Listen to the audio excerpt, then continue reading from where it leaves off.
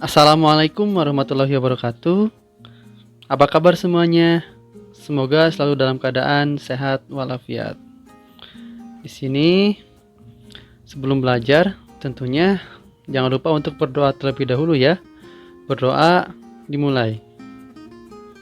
Oke, berdoa selesai.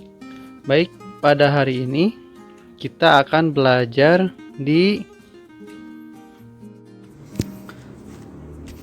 kembali lagi kita sekarang di literasi ketiga atau subtema 4 pembelajaran kelima. Jadi kita tema 8 di kelas 4. Bacalah cerita berikut dengan seksama. Petani jagung yang cerdik oleh Uti Darmawati.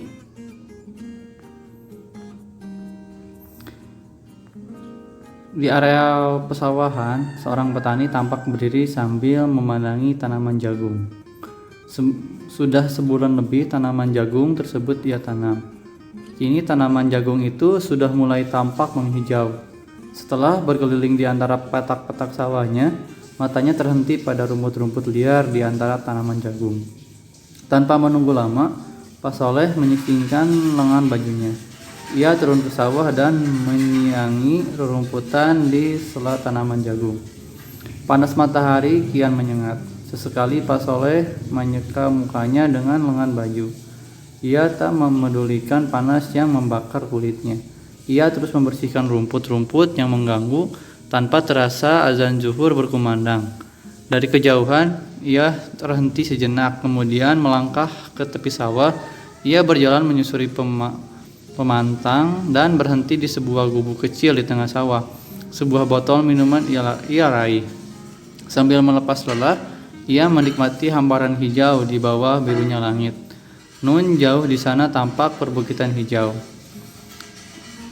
Istirahat Pak Soleh, terdengar suara mendekati gubuk. Pak Soleh sedang istirahat. Iya Pak, Jati mari istirahat di sini dahulu sebelum pulang, ajak Pak Soleh kepada Pak Jati. Pak Jati duduk bersama Pak Soleh di gubuk tersebut. Pak Soleh, apakah Bapak tahu akan ada kontes jagung di Kecamatan Witahama, kata Pak Jati. Iya Pak, saya sudah mendaftar di kantor kelurahan. Apakah Pak Jati turut serta dalam kontes tersebut? Tanya Pak Soleh. Tidak Pak, tahun ini saya tidak menanam jagung. Saya tidak bisa turut serta. Saya doakan semoga Pak Soleh memenangkan kontes tersebut, kata Pak Jati. Amin. Terima kasih doanya Pak, saya tidak berharap menjadi pemenang. Yang terpenting saya berpartisipasi dan memperoleh pengalaman dalam kontes tersebut, kata Pak Soleh. Beberapa minggu kemudian Pak Jati bertemu dengan Pak Soleh di sawah. Tampak Pak Soleh sedang menyiangi rumput. Otot-otot tangan Pak Soleh terlihat kuat saat mencabuti rumput liar.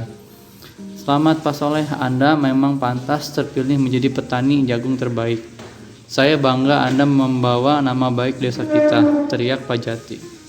Terima kasih Pak Jati, semua ini berkat doa Anda dan para tetangga yang lain, kata Pak Soleh dengan rendah hati. Banyak orang penasaran bagaimana cara Anda merawat tanaman jagung tersebut, tanya Pak Jati. Ada-ada saja, saya merawat tanaman jagung sama seperti yang lain, tapi saya memiliki resep rahasia untuk tanaman jagung saya, jelas Pak Soleh. Pupuk rahasia? Tanya Pak Jati dengan penasaran. Bukan Pak, bukan pupuk rahasia, tapi resep rahasia. Tapi apakah orang-orang percaya kalau saya memiliki resep rahasia, kata Pak Soleh. Apa resep rahasia itu Pak Soleh, tanya Pak Jati penuh harap. Saya hanya membagikan benih-benih jagung terbaik kepada petani-petani di sekitar sawah ini, kata Pak Soleh sambil tersenyum. Loh, benih jagung terbaiknya kok malah diberikan kepada petani lain? Itu dia kuncinya. Tanaman jagung punya serbuk sari dan putih kan, Pak? Iya Pak, lantas? Tanya Pak Jati kembali. Angin menerbangkan serbuk sari dan bunga-bunganya yang masak. Kemudian angin menebarkan dari satu sawah ke sawah lain.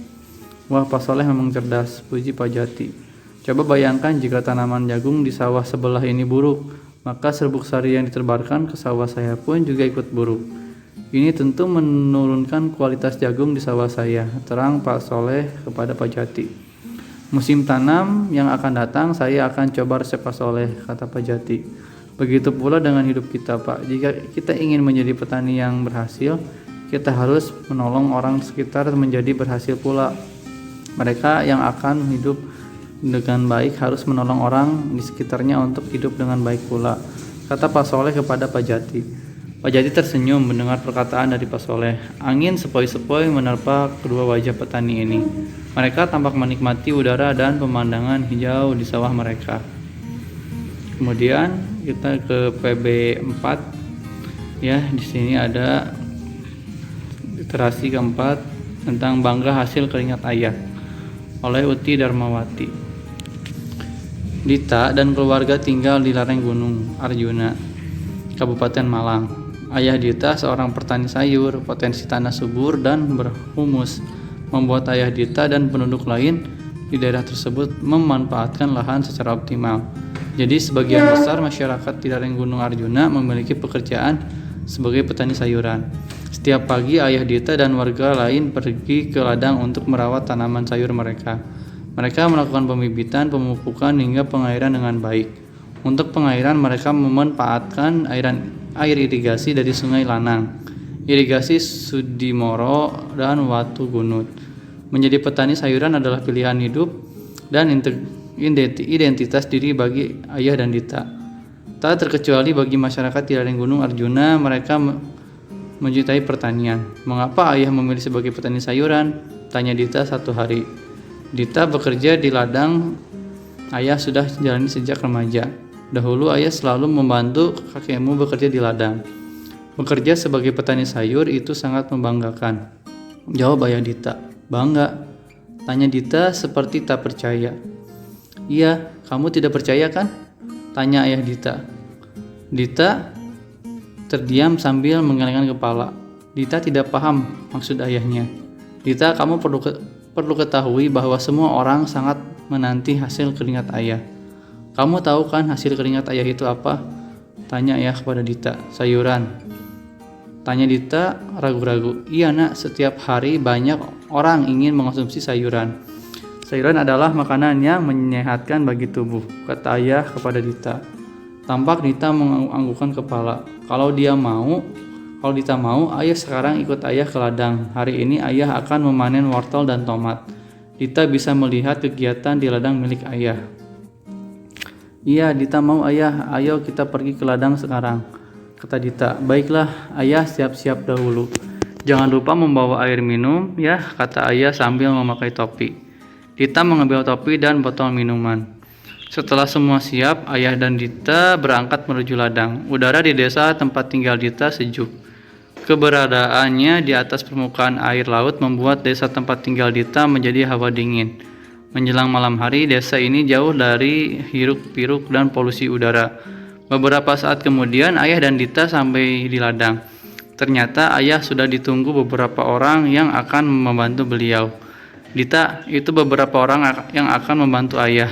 Ada yang bertugas memanen sayuran, ada yang bertugas menguguli hasil panen ke aliran sungai untuk dicuci, dan ada yang membantu memindahkan sayuran ke atas mobil mengangkut. Mereka semua orang-orang yang sudah terlatih. Mereka memiliki otot kuat untuk melakukan pekerjaan-pekerjaan tersebut, terang ayah kepada Dita. Dita mendengarkan penjelasan ayahnya. Dita mendengarkan perkataan ayah sambil memperhatikan orang-orang yang bekerja. Lantas sayuran itu akan dibawa ke kota ya? Tanya Dita. Hasil panen ini akan dibawa sopir dengan mobil pengangkut menuju pasar induk. Pasar induk ada di kota. Sayuran ayah sudah dinanti pembeli di pasar induk. Pembeli-pembeli itu akan menjual kembali sayur tersebut kepada para penjual di pasar tradisional. Di pasar tradisional, sayuran ini akan dibeli oleh masyarakat umum. Mereka dapat menikmati hasil keringat ayah. Dita, kata ayah kepada Dita. Apakah ini dimaksud dengan ayah bahwa hasil keringat ayah dinantikan banyak orang? Tanya Dita sambil tersenyum. Kamu memang pintar nak. Kamu sudah paham maksudnya? Maksud ayah kan? Kata ayah. Ayah, bolehkah Dita tanya sesuatu? Tanya Dita agak takut. Apa itu nak? Kata ayah. Apakah ayah yakin sayuran hasil keringat ayah akan terus laku? Tanya Dita dengan sedikit rasa khawatir.